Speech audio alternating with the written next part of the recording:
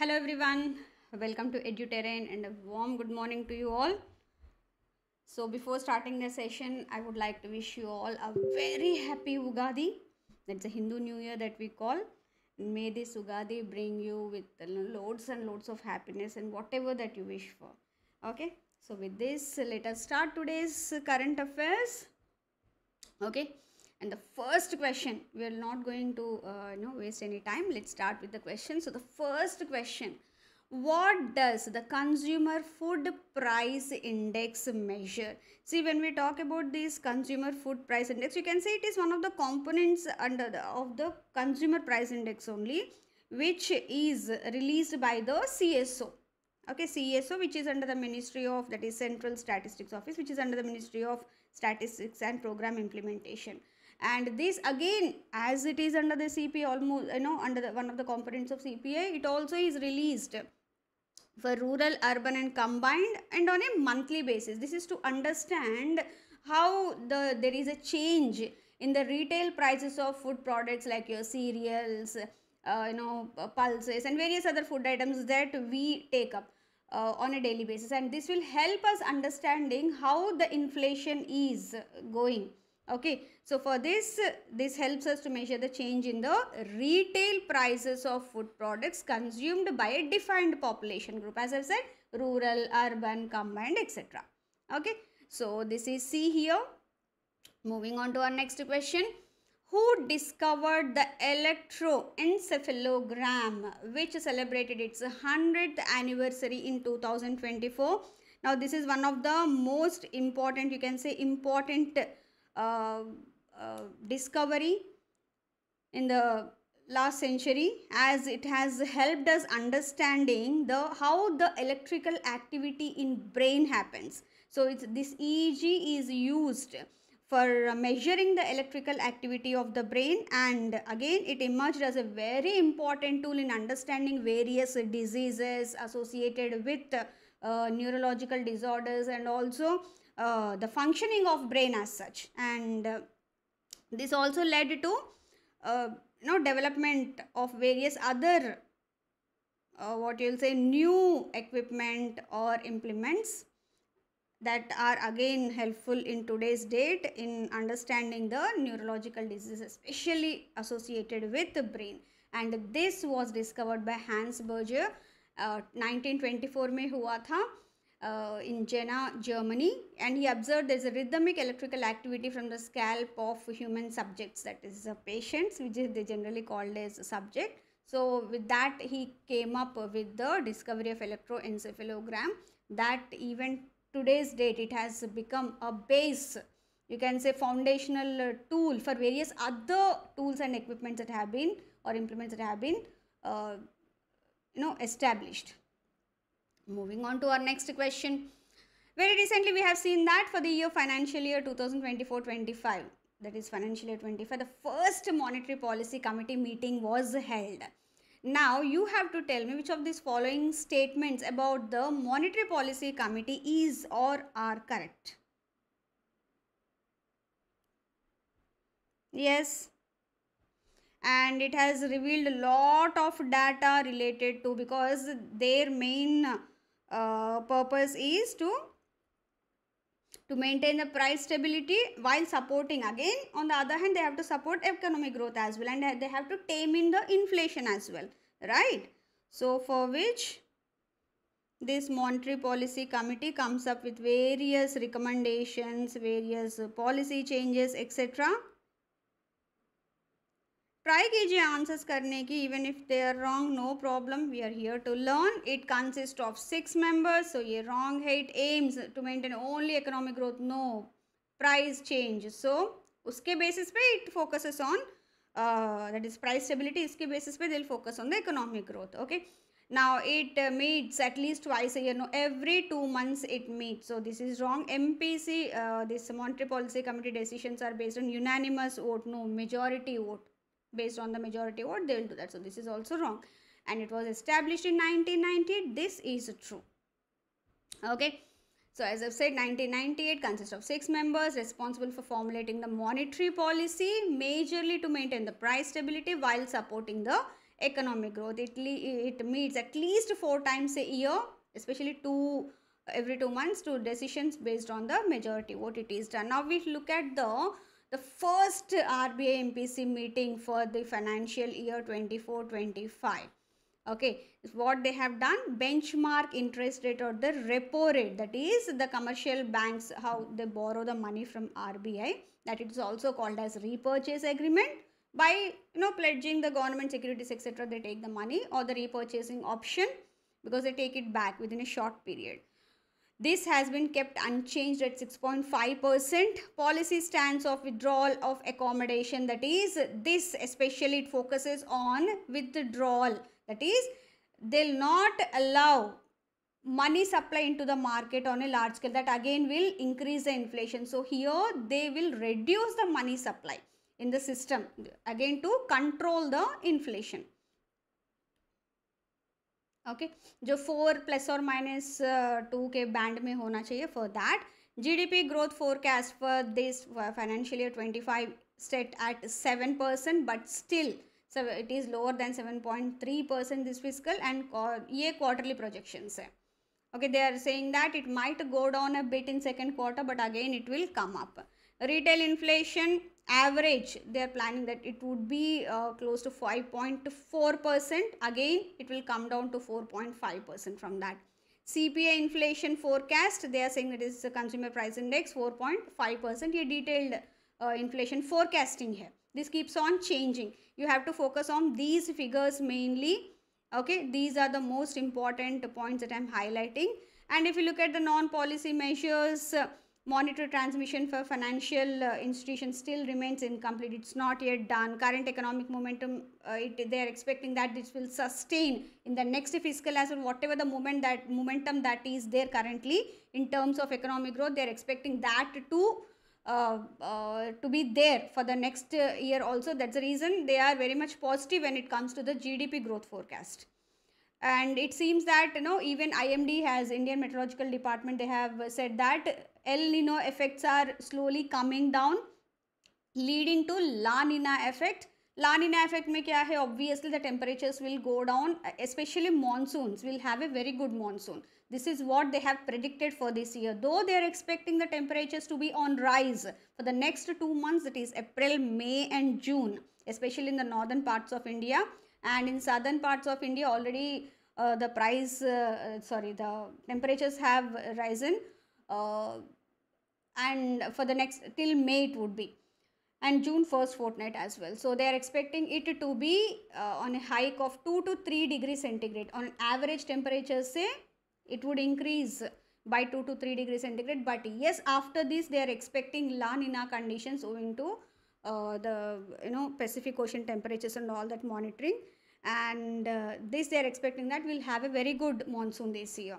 So recovery in rabi sowing we have had sustained, that is अभी जो Jan December उसमें जो sowings हुए थे, though it started off very slowly, but slowly it picked the pace, and we are expecting that owing to the La Nina conditions we'll have good monsoons. Investment cycle gaining steam, signs of revival in private sector capital expenditure as well. Okay, Indian economy making confident progress. It seems rural demand continues to gather pace, urban consumption remains strong as usual, but at the same time rural consumption also they are expecting to be more. Government adhering to fiscal consolidation path, domestic economic activity all strong. That is what they are expecting, the GDP growth forecast higher on the higher side. Uncertainty in food prices continue. This is obviously there because of the El Nino conditions that we had faced last year, that led to dip in the produce, that is the production, agricultural production. Increasing geopolitical tensions are the ones which are impacting the supply chain. That is the one at the end of the day putting pressure on the commodity prices. Forest reserves, it seems to be at $622.5 billion. Very much comfortable we are.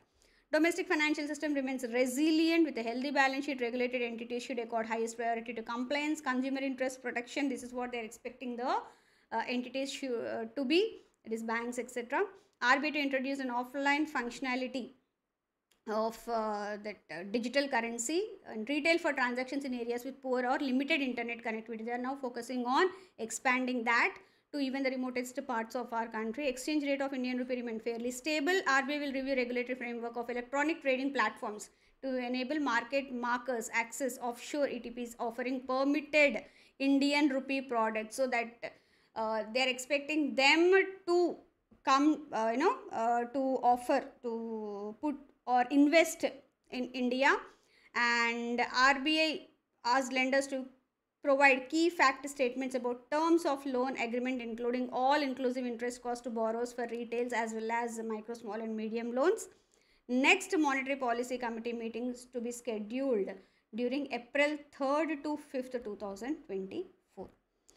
Okay, these are some of the important points or highlighters, I should say, related to the MPC meeting that has happened very recently. All I have highlighted. Please feel free if you have any doubt or something, please keep on asking me. Okay, yes. Now moving on to our next question. Very recently, this medical drugs price control order, they have come up with an increase in the MRP, how that can be done and all that, how much they can do on what kind of medications, all that they have come up. Now it is based on that news only. Consider the following statements regarding essential medicines in India. Statement 1. Medicines included in Schedule 1 of the, there are various schedules under which various medicines are are put based on the usage, essentiality, etc. Schedule 1 of the Drug Prices Control Order, they are considered as essential medicines. Statement 2. India's first national list of essential medicines were released by the Ministry of Health and Family Welfare. Generally, these kind of medications will have a cap on the price so that it should be affordable for all, because they are essential medicines. Statement 3. The national list of essential medicines includes only anti-infective medicines. Statement 4. Currently, there are approximately 400 molecules and 960 formulations covered under this national list of essential medicines. Now, this on a timely basis, they keep on changing.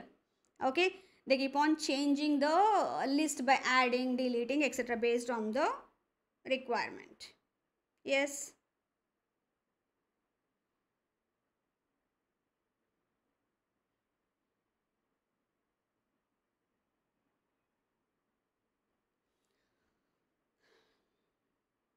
See, this is true.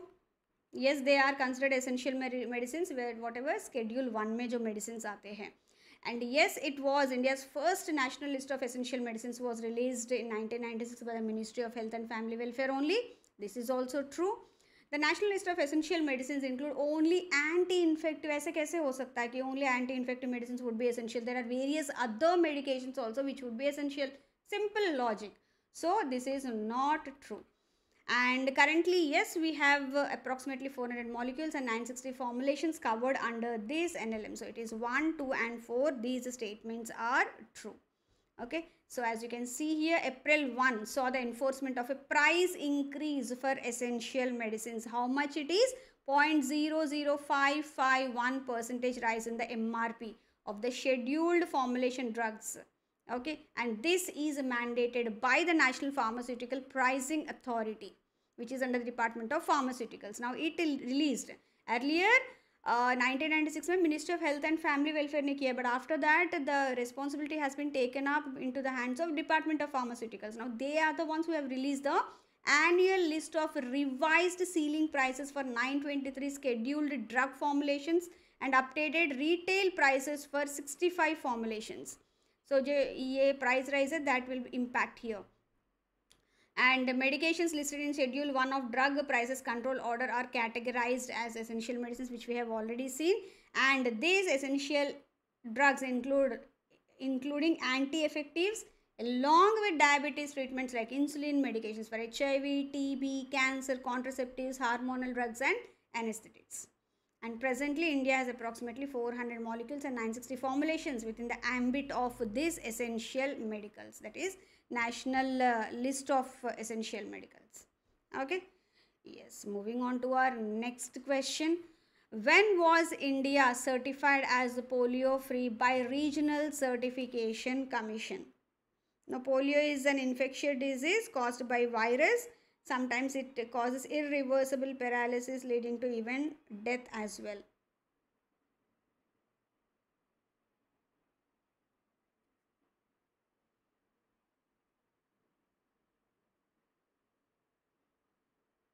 Yes, India has been declared or certified as polio free by the Regional Certification Commission in 2014 itself. And last reported case, a polio case in India was from Howrah, West Bengal in 2011. And how we can maintain this status?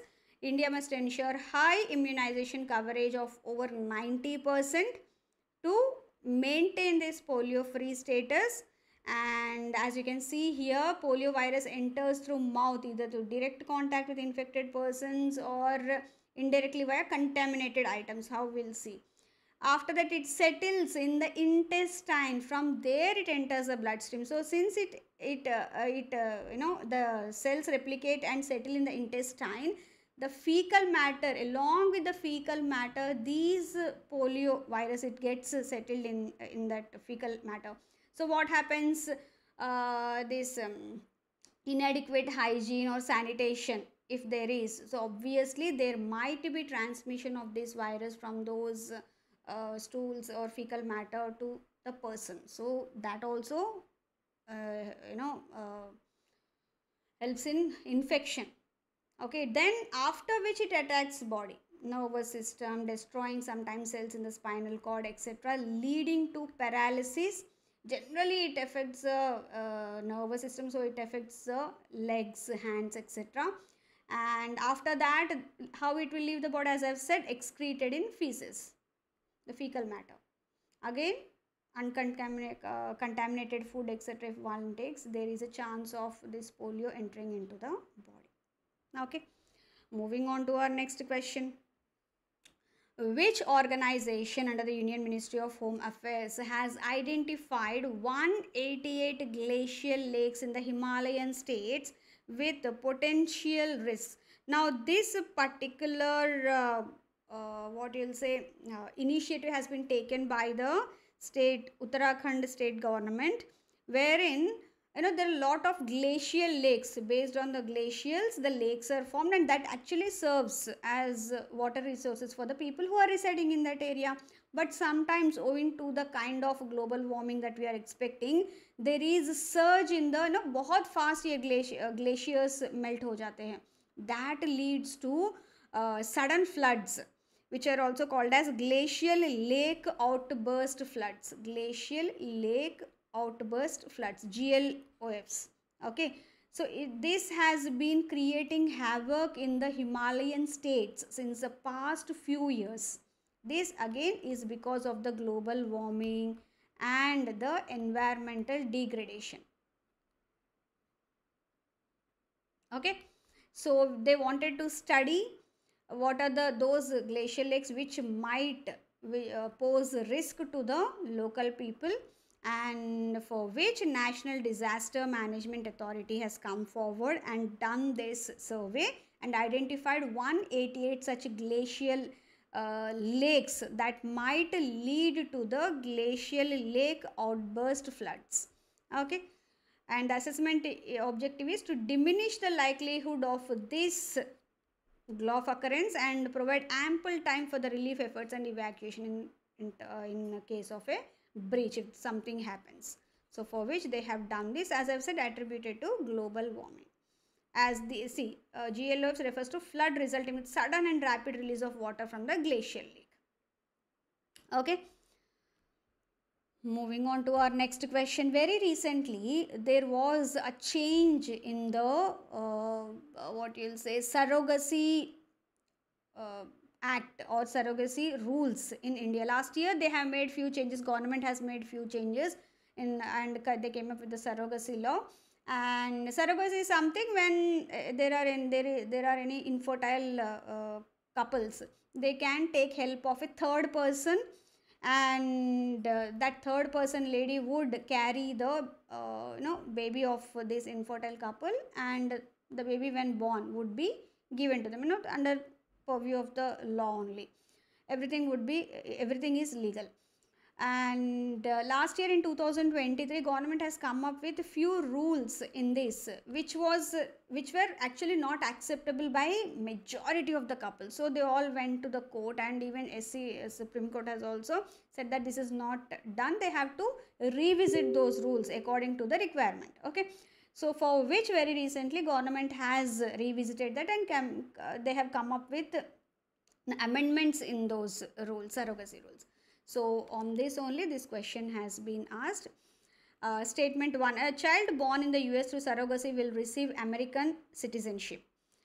Statement 2, parents seeking fertility treatments can do so on a B1 or B2 visa. That is, sometimes surrogacy, when it's not done here, they can go to some other country as well and take that up.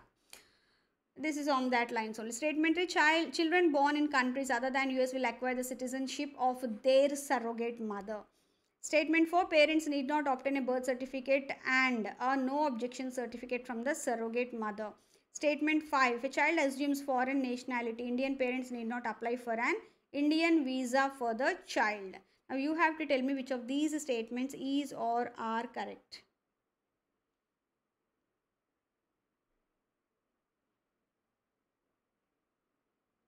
Earlier in last year जो March 2023 में ये surrogacy law लेके आए थे, as per that it prohibited the use of donor gametes in surrogacy arrangements. Why anyone would go for surrogacy? When there is some health issues for them, some infertility issues or something, only then they go. Without donor gametes, how will they able to do the procedures? So this was completely against the basic point in surrogacy. That was what highlighted in the court, and based on that again they have amended it. Now the couples can use donor gametes, provided they should provide a certificate saying that they are not in a position to that is, they are not fit to carry the baby, and so many other things they have mentioned. So here in this case, statement 1, 2, 3 only are true. Okay, 4 it is it is wrong, and 5 is also wrong, because they have to apply for an Indian visa for the child, and they have to obtain a birth certificate and a NOC from the surrogate mother. All this they have to do. As you can see here, to March 2023 में हुआ था, and now they have amended it again. Couples are now permitted to utilize donor eggs or donor sperm for surrogacy arrangements, which was not there in the earlier case. This allowance is contingent upon certification of the district medical board. From district medical board, they have to take a medical certificate saying that they are not in a position to carry the child in their wombs, etc. So, and even for various other sources, that is, if a widowed or divorced woman, they take up surrogacy, or single woman, etc., how the conditions are applied, all that they have mentioned in the new law. Okay, moving on to our next question. Consider the following statements regarding the Ayushman Bharat health accounts associated with the Pradhan Mantri Jan Arogya Yojana. See, ABHA, it is a unique health identifier represented by a random 14-digit number. This is completely under the digitization program. Enrollment in Ayushman Bharat Digital Mission is mandatory. Statement 3, ABHA address is a unique username used to access health records digitally, personally only. Statement 4, it is a mobile application facilitates access to and sharing of health records digitally. So completely 3 and 4 are contradictory. So you have to tell me which of these statements is true.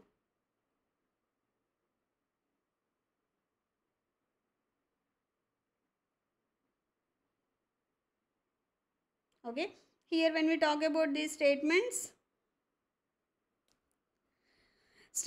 only 1 and 4 are true. Okay, and 2, it is not mandatory, and since 4 right है तो obviously 3rd would be wrong. तो थोड़ा सा logic, that's it. अगर digitize कर रहे हैं, why they are digitizing? अगर personally ही रखना है तो why digitizing? This is majorly any doctor as per the requirement can visit without the patient carrying all the documents again and again, or getting tested again and again. So it serves as a centralized platform linking an individual's health records for which any individual can enroll in the Ayushman Bharat Digital Mission at no cost to generate a health ID or ABHA, that is the Ayushman Bharat Health Account, which is a 14-digit unique health identifier ID. Name hoga @ABDM, randomly they'll pick the numbers, and mobile application bhi hai, so that the person can conveniently share their digital that is health records digitally, and the doctors can also view this information effortlessly, so that जो बीच में जो problem होता है ना, carrying the documents everywhere, that can be brought down. Moving on to our next question. Very recently, one of these following ministries has issued an advisory to the artificial intelligence industry, particularly targeting few major platforms which have launched their artificial intelligence, especially large LLMs, large language models like Google, etc. What are the key points in this? Here what they have done is they have to take permission for testing the AI models, and if the testing is unreliable or under testing it is there, then there should be special explicit approvals, proper labeling of the potential errors that the data or the information that is generated by the artificial intelligence system, all these. And now these all the platforms are requested to submit their action report within 15 days, and ये हुआ था April 1st week में हुआ था. Okay, and but many of the startup founders, what they have said is this is demotivating. Rather than we engaging in the work, then now we'll be running around for these approvals and all that. Okay, so here this was done by the Ministry of Electronics and Information Technology. They have issued this advisory. Moving on to our next question. Utkala Divasa or the Odisha Day is celebrated on one of these following days to commemorate the formation of state of Odisha on this day in 1936. Now it marks a significant milestone in the history of the region. Now, Odisha is the one that has been carved out of from few districts from Bihar and few from the Madras province. We'll see. अभी मैंने map भी डाला है आगे, so that will help you to look into this. And Odia speaking people के लिए they wanted a separate state, because of which in 1936 this was carved out of Bihar and Madras presidency along with the जो पहले था.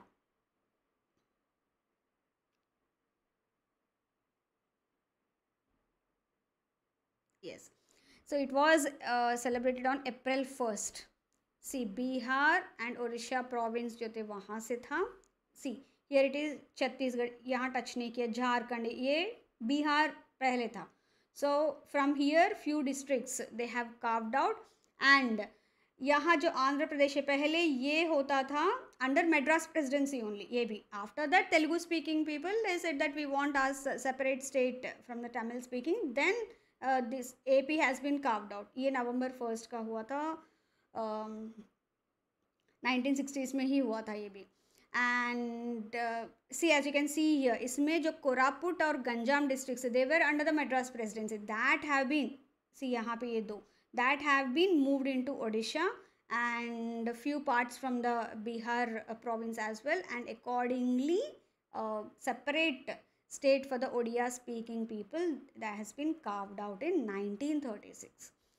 And this was done, this demand was done by few organizations like Utkal Sabha, Utkal Sammilani, and leaders like Madhusudan Das. They have played a crucial role in this emerging of Odisha as a separate state for the Odia speaking people. Okay, so this is all from my end. Thank you very much for being with me so patiently. I request you all to please like this session and share this session with your friends as well. Yes, now the forum is open for your queries, questions or suggestions. Most welcome, because this is since in the nascent stages, this series, this current affairs. If you have any suggestions, I will be more than happy to incorporate into these sessions. Yes, I'll wait for a couple of seconds more. So if you have anything to say, ये थोड़ा सा slow चल रहा है.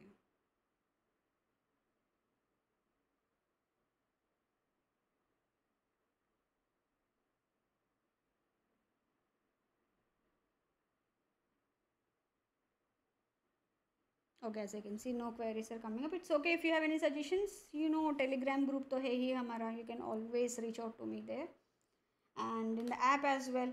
And before winding up, once again, a very happy Ugadi to you all. Thank you very much. Take care. Bye bye. Have a great day ahead.